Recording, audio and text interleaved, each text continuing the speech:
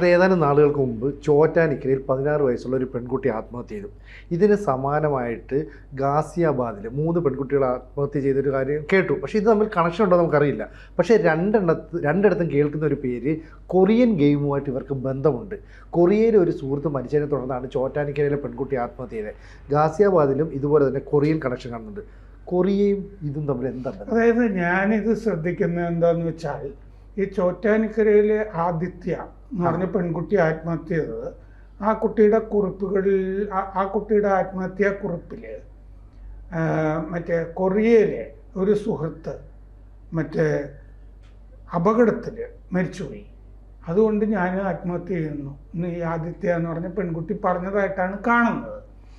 അപ്പോൾ പോലീസിന് അതിനെപ്പറ്റി ഒരു ക്ലൂ ഇല്ല, സൂചനയില്ല എന്നാണ് ഞാൻ വാർത്തകളിൽ കാണുന്നത്. പക്ഷെ പോലീസിന് വേണമെങ്കിൽ ഒരു ക്ലൂ ഉള്ളതാണ് ഈ ഗാസിയാബാദിലെ 3 പെൺകുട്ടികളുടെ ആത്മഹത്യ. ആ ഗാസിയാബാദിലെ 3 പെൺകുട്ടികൾ അവരുടെ മൊബൈൽ ഫോണിൽ ഇതുപോലെ തന്നെ കൊറിയൻ ആപ്പ് ഇൻസ്റ്റാൾ ചെയ്ത് കൊറിയൻ ഗെയിം കളിച്ചിരുന്നു. ഈ ചോറ്റാനിക്കരയിൽ എനിക്ക് തോന്നുന്നത് അന്വേഷിക്കേണ്ട ഒരു കാര്യം, ഈ ആദിത്യ എന്ന് പറഞ്ഞ പെൺകുട്ടിയും ഈ കൊറിയൻ ആപ്പ് ഡൗൺലോഡ് ചെയ്ത് കൊറിയൻ ഗെയിം കളിച്ചിരുന്നോ? അപ്പോൾ ആ കുട്ടി കൊറിയൻ സുഹൃത്ത് എന്ന് പറയുന്നത് എൻ്റെ ഒരു സംശയം, ഈ ഓൺലൈൻ ഗെയിമിലെ ഒരു കഥാപാത്രത്തിനെ ആയിരിക്കുമോ ഈ കൊറിയൻ സുഹൃത്ത് എന്ന് ഈ ചോറ്റാനിക്കരയിലെ കുട്ടി പറഞ്ഞിട്ടുണ്ടാവുക. കാരണം പല ഗെയിമുകളിലും ഈ എൻഡ് ഗെയിം എന്ന് പറയുന്നത് ആത്മഹത്യ അല്ലേ, ജീവൻ കൊടുക്കുക എന്നുള്ളതാണ് അവസാന ടാസ്ക്. അപ്പൊ ഗാസിയിലെ 3 പെൺകുട്ടികൾ കൊറിയൻ ആപ്പുകൾ, Korean entertainment, Korean pop, Korean ഗെയിമുകൾ, ഇതൊക്കെ ആ 3 പെൺകുട്ടികളുടെയും കാര്യത്തിൽ ഉണ്ടായിരുന്നു എന്നുള്ളത് വ്യക്തമാണ്. ചോറ്റാനിക്കരയിലെ കുട്ടിയുടെ കാര്യത്തിലും ഈ കൊറിയൻ ആപ്പ്, കൊറിയൻ കണ്ടന്റ് ഇതൊക്കെ ഉണ്ടായിരുന്നു എന്നുള്ളത് പോലീസ് തിരക്കിയാൽ, ഈ ഗാസിയാബാദുമൊക്കെ ആയിട്ട് ബന്ധിപ്പിച്ചാൽ കൂടുതൽ ഈ കൊറിയൻ സുഹൃത്ത് എന്ന് ചോറ്റാനിക്കരയിലെ കുട്ടി പറയുന്നത് ഓൺലൈൻ ഗെയിമിലെ ഒരു കഥാപാത്രത്തിനെ ആണോ എന്നുള്ളത് അന്വേഷിക്കേണ്ടതാണ് എന്ന് തോന്നുന്നു. ഈ ഗാസിയാബാദിലെ 3 പെൺകുട്ടികളുടേത് വളരെ വിചിത്രമായ കേസാണ്. എന്താണെന്ന് വെച്ചാൽ, അവരുടെ അച്ഛന് 2 കോടി രൂപയുടെ കടമുണ്ട്. ആ അച്ഛന് 3 ഭാര്യമാരുണ്ട്. മുമ്പൊരു ലിവിൻ, ഒരു ജീവിത പങ്കാളി മുമ്പ് ഉണ്ടായിരുന്നിട്ടുണ്ട്. ആ സഹജീവിത പങ്കാളി വീടിൻ്റെ മുകളിൽ നിന്ന് ചാടി മരിച്ചിട്ടുമുണ്ട്.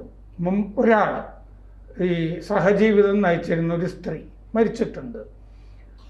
ആ അച്ഛൻ ഈ കടക്കണിയിലായിട്ട് ഈ 3 പെൺകുട്ടികളുടെ മൊബൈൽ ഫോണുകൾ 3 ഇവരുടെ കയ്യിൽ നിന്ന് പിടിച്ചെടുത്തിട്ട് വിൽക്കുകയാണ് ചെയ്തത്, വൈദ്യുതി ബില്ലടക്കാൻ വേണ്ടിയിട്ട്. അപ്പം ഈ കുട്ടികൾക്ക് ഒരു ഇമോഷണൽ സെറ്റ് ബാക്ക് ഉണ്ടായി, വികാര വിക്ഷോഭം. അവരെല്ലാ ദിവസവും കൊറിയൻ ഗെയിം കളിച്ചിരുന്നതാണല്ലോ, അത് കളിക്കാൻ പറ്റുന്നില്ല.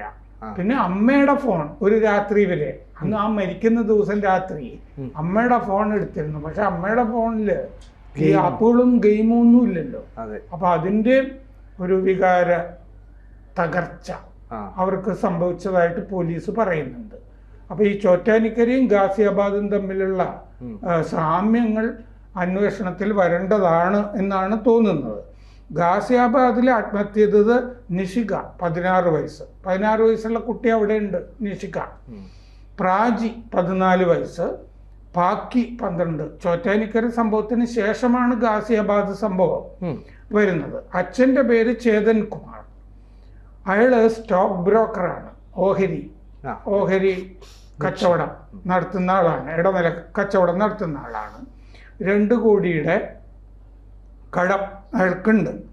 അപ്പോൾ അവർ ഈ 3 കുട്ടികളും ഈ കൊറിയൻ ആപ്പുകൾ വെച്ചിട്ട് അതിൽ വ്യാപൃതരായത് അവരുടെ പഠനത്തിനെയും അവരുടെ പെരുമാറ്റത്തിനെയും ബാധിച്ചിരുന്നു. അതുകൊണ്ടാണ് ഞാൻ ആ ഫോണുകൾ പിടിച്ചെടുത്ത് വിറ്റത് എന്ന് അച്ഛൻ ചേതൻ കുമാർ പോലീസിനോട് പറഞ്ഞിട്ടുണ്ട്. ഈ ഓൺലൈൻ ഗെയിം പെരുമാറ്റത്തിനെ ബാധിച്ചിരുന്നു എന്ന് പറഞ്ഞിട്ടുണ്ട്.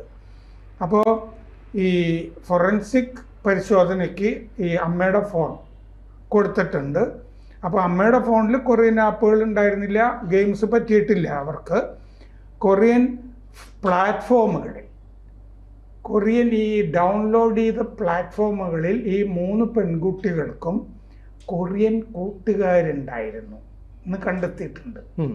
അതാണ് ഞാൻ ഈ ചോറ്റാനിക്കരയിലെ കാര്യവും പറയുന്നത്. കൊറിയൻ കൂട്ടുകാരൻ എന്നല്ലേ പറയുന്നത്. കൊറിയൻ കൂട്ടുകാര് ആ 3 പെൺകുട്ടികൾക്കും ഉണ്ടായിരുന്നു. കൊറിയൻ പോപ്പ് ഓൺലൈൻ മറ്റേ എൻ്റർടൈൻമെൻറ്റ്, വിനോദം, ഇങ്ങനത്തെ ഓൺലൈൻ കമ്മ്യൂണിറ്റികളിലുമൊക്കെ അവരംഗങ്ങളായിരുന്നു. ഇതുമൊക്കെ ആയിട്ട് വൈകാരിക അടുപ്പം ഉണ്ടായിരുന്നു, കൂട്ടുകാരും ഒക്കെ ഉണ്ടായിരുന്നു. അതിൻ്റെ അകത്ത് 9 പേജ് പോക്കറ്റ് ഡയറി ആ പെൺകുട്ടികളുടെ കണ്ടെത്തിയിട്ടുണ്ട്. അതിൽ കൊറിയൻ കണ്ടൻറ്റിൻ്റെ കാര്യങ്ങൾ, കുടുംബ ദുരിതങ്ങൾ ഒക്കെ ആ ഡയറി കുറിപ്പുകളിലുണ്ട്. ആത്മഹത്യാ കുറിപ്പുണ്ട്, അത് ഫോറൻസിക് അനാലിസിസിന് അയച്ചിട്ടുണ്ട്. ഈ ചേതൻ കുമാറിന് 3 ഭാര്യമാർ. അതിൽ സുജാത, ഹീന, ടിന 3 ഭാര്യമാർ. ആ 3 പേരും സഹോദരിമാരാണ്. സുജാതയാണ് നിഷികയുടെ അമ്മ, ഹീനയാണ് പ്രാചിയുടെയും പാക്കിയുടെയും അമ്മ. അപ്പോൾ ആ 3 ഭാര്യമാർ, അതിൽ 2 ഭാര്യമാരിലെ കുട്ടികളാണ് ഈ 3 പേര്. അമ്മയോടല്ല അച്ഛനോടായിരുന്നു ഈ പെൺകുട്ടികളുടെ അറ്റാച്ച്മെൻറ്റ് കൂടുതലും. ഈ അമ്മമാരോടല്ല, അച്ഛനോടായിരുന്നു അറ്റാച്ച്മെൻറ്റ്. ആത്മഹത്യാ കുറിപ്പിൽ അച്ഛനെയാണ് സംബോധന ചെയ്തിരിക്കുന്നത്. അച്ഛാ ഞങ്ങൾ ഇങ്ങനെ ചെയ്യാണ് എന്ന് പറഞ്ഞിട്ട്. ഫോണിൻ്റെ IMEI നമ്പറുകൾ വെച്ചിട്ട് ഈ 3 കുട്ടികളുടെ 3 ഫോണുകൾ വിറ്റിട്ടുണ്ടല്ലോ, ആ 3 ഫോണുകൾ കണ്ടെത്തി അതിലെ ഡീറ്റെയിൽസ് റിട്രീവ് ചെയ്യാനുള്ള ശ്രമം നടത്തുന്നുണ്ട്. അതാരാണ് മേടിച്ചത് എങ്കിൽ ആ ആളുകളെ കണ്ടെത്തിയിട്ടേ ഈ ആപ്പുകളൊക്കെ റിട്രീവ് ചെയ്യാനുള്ള ശ്രമം നടത്തുന്നുണ്ട്.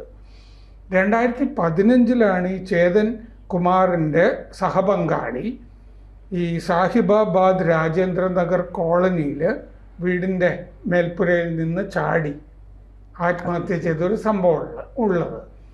അത് ആത്മഹത്യ തന്നെയാണോ എന്നൊക്കെ ഉള്ളത്, ഇത് രണ്ടും തമ്മിൽ കൂട്ടിക്കൊഴിക്കേണ്ട കാര്യമില്ല. പക്ഷെ അങ്ങനെ ഒരു സംഭവം ഉണ്ട്. അതിൻ്റെ പിന്നിൽ വേറെ എന്തെങ്കിലും കഥയുണ്ടോ എന്ന് പോലീസുകാർ അന്വേഷിക്കുന്നുണ്ട്. അപ്പോൾ ഈ ചോറ്റാനിക്കരയിലെ കുട്ടി കൊറിയൻ സുഹൃത്തിൻ്റെ മരണം, ഇതെന്തോ ഭയങ്കര സംഭവം പോലെയാണ് മാധ്യമങ്ങളൊക്കെ പറഞ്ഞിരുന്നത്. ഈ കൊറിയൻ സുഹൃത്ത് അല്ലേ, കൊറിയയിൽ പ്രത്യേകിച്ച് അറിയ പോലും ഇല്ലാത്ത ഒരാൾ, നേരിട്ട് പരിചയമില്ലല്ലോ, ഒരാൾ മരിച്ചപ്പോൾ ഇവിടെ കുട്ടി ആത്മഹത്യ ചെയ്തു എന്നൊക്കെ ഉള്ളത് ശരിക്കും അന്വേഷിക്കേണ്ടതാണത്. ഗെയിമിലെ കഥാപാത്രമാണോ അതോ കമ്മ്യൂണിറ്റികൾ വഴി കിട്ടിയിട്ടുള്ള സുഹൃത്താണോ എന്നൊക്കെ ഉള്ളത്. കുളത്തിലായിരുന്നു ജഡം ഈ ആദിത്യയുടെ.